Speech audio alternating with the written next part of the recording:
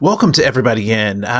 This is a quick synopsis of Unit 1, Exploring Privilege. And we're really going to ask this question: what is privilege? Like, how do I know if I have it? What is it? What should I do with it? Is it bad? Is it good? What is this notion of privilege?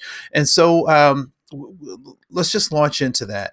So, one of the things we recognize is that privilege is an unearned or an earned access to resources only readily available to people as a result of their advantaged group membership, right? So, there are earned and unearned privileges, right? So my earned privileges are those things that I've worked towards. So I have a certain number of degrees and letters behind my last name.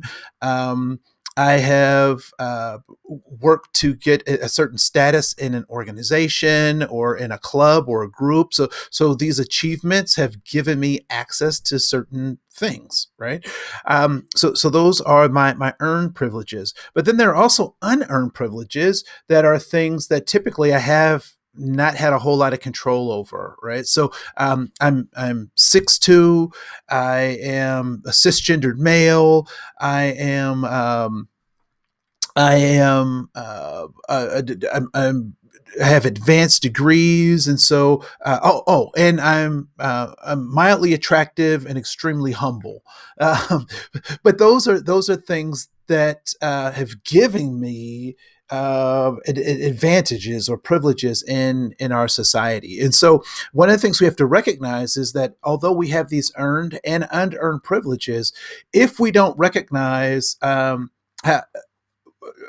how we got those privileges, whether earned or unearned, they can become weapons, or we can abuse those to the point that we feel like we're entitled to them, right? So we feel like there's a sense of entitlement.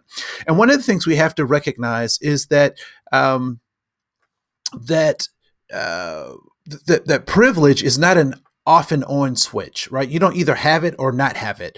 It's actually more like a dimmer switch that you can have degrees of it given a particular context, right? So, this is a goofy example, but I'll give it to you. Some people will say, well, I have privilege in so much in these ways and that ways.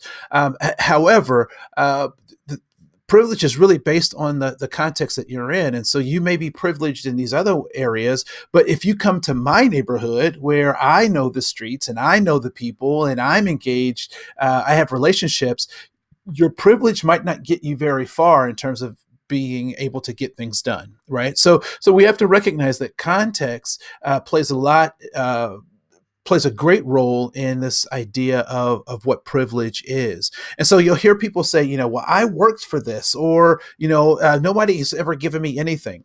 And when we talk about this idea of privilege, that's not what we're suggesting. What we're suggesting is that we're not saying that you didn't work for something. We're not saying that there aren't goals that you've accomplished.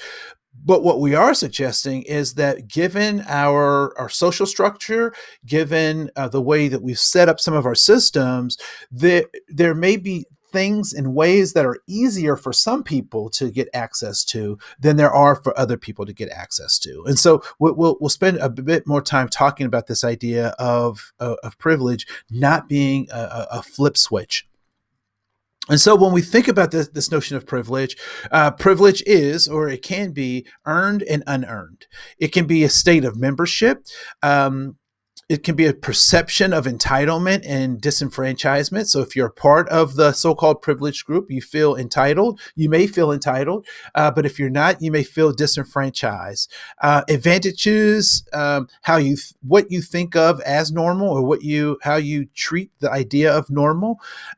We have to recognize that privilege isn't just about your individualness or your individual activity, but oftentimes you are lumped into groups unbeknownst to yourself, right? Or groups you didn't even ask to be a part of, or you're given benefits that you didn't even ask for.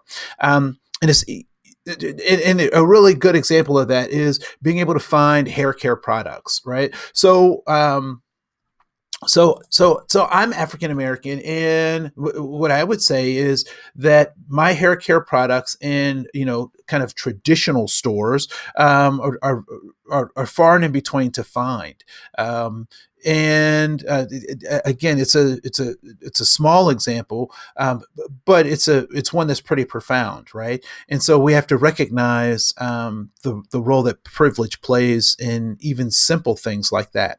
Um, and so what do we do now? We're starting to be self-reflective of our privilege and our entitlement and what those things mean. And so what I would suggest is that be self-reflective and also participate in activity number one, which is the power and privilege checklist. And in this checklist, you can decide where and how much power you have and influence. And so does who has power? So put a checklist, a check next to those in your life, places where you've seen that people will demonstrate power, have access to power. And so with that, we're going to bring this particular unit to a close. Thank you so much for your time. We look forward to seeing who you become as we work to make sure that everybody is in. My name is Andre Koen. I look forward to seeing you in the next unit. Thanks. Bye.